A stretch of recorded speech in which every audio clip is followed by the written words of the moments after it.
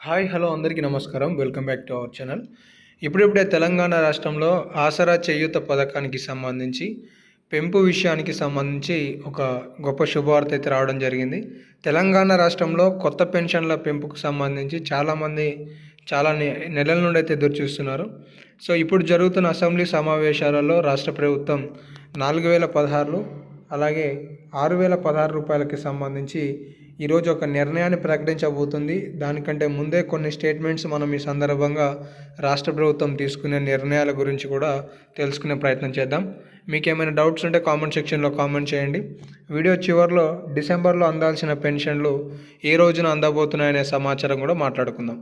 So మొన్నటికి మొన్న తెలంగాణ రాష్ట్రంలో రాష్ట్ర ప్రభుత్వం 6000 రూపాయల చొప్పున 2 విడతలలో అంటే మొత్తం 12,000 రూపాయలను ప్రతి 6 నెలలకి ఒక విడత 6,000 రూపాయలుగా ఎవరికైతే భూమి లేని రైతులు ఉంటారో వాళ్ళని కూలీలుగా పరిగణించి వాళ్ళకి నిధులను రాష్ట్ర ప్రభుత్వం జమ చేయాలనే నిర్ణయం తీసుకోబోతుంది.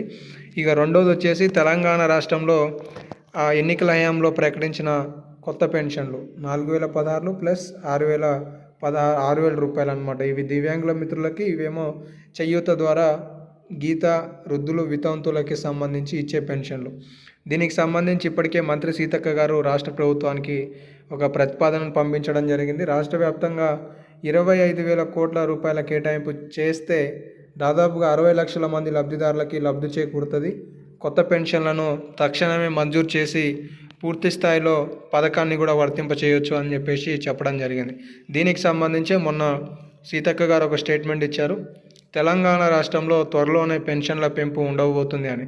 దీనికి సంబంధించి ఈరోజు జరగబోయే అసెంబ్లీ సమావేశాలలో రాష్ట్ర ప్రభుత్వం 7,500 రూపాయల రైతు భరోసా, అలాగే 4,50,000 ఇందిరమ్మ ఇండ్లకి సంబంధించిన పథకం, అలాగే మూడోది మనం చూసుకుంటే 4,016 6,016 రూపాయల పథకంపై ఒక నిర్ణయాన్ని ప్రకటించబోతున్నట్లుగా తెలుస్తుంది. అంటే పెంపు చేయబోతున్నాం. ఈ పెంపులో ఎంతమంది లబ్ధిదారులు ఉన్నారు, ఈ నిధుల కేటాయింపు ఎలా ఉండబోతుంది, అలాగే ఇప్పటి వరకు ఎన్ని కోట్ల రూపాయలు కేటాయింపు చేయడం జరిగింది అనే సమాచారాన్ని కూడా ఇవ్వడం జరుగుతుంది.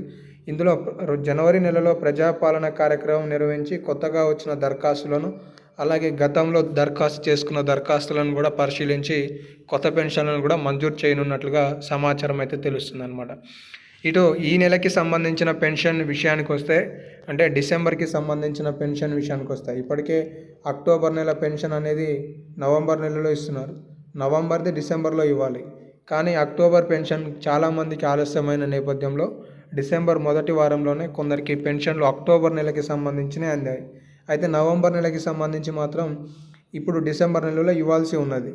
అయితే ఈ పెన్షన్లు ఏవైతే ఉన్నాయో 2 నెలల పెన్షన్లు ఒకేసారి కొందరికి రానున్నాయి. కొందరికైతేనేమో నవంబర్కి సంబంధించిన పెన్షన్లు మాత్రమే రానున్నట్లుగా తెలుస్తుంది. ఈ డిసెంబర్ 21వ తారీఖు నుండి 31వ తారీఖు మధ్యలో రాష్ట్ర ప్రభుత్వం 100కి 100% పెన్షన్లను పూర్తి చేయాలనే ఆలోచనతో ఉన్నట్లుగా సమాచారం అయితే తెలుస్తుంది.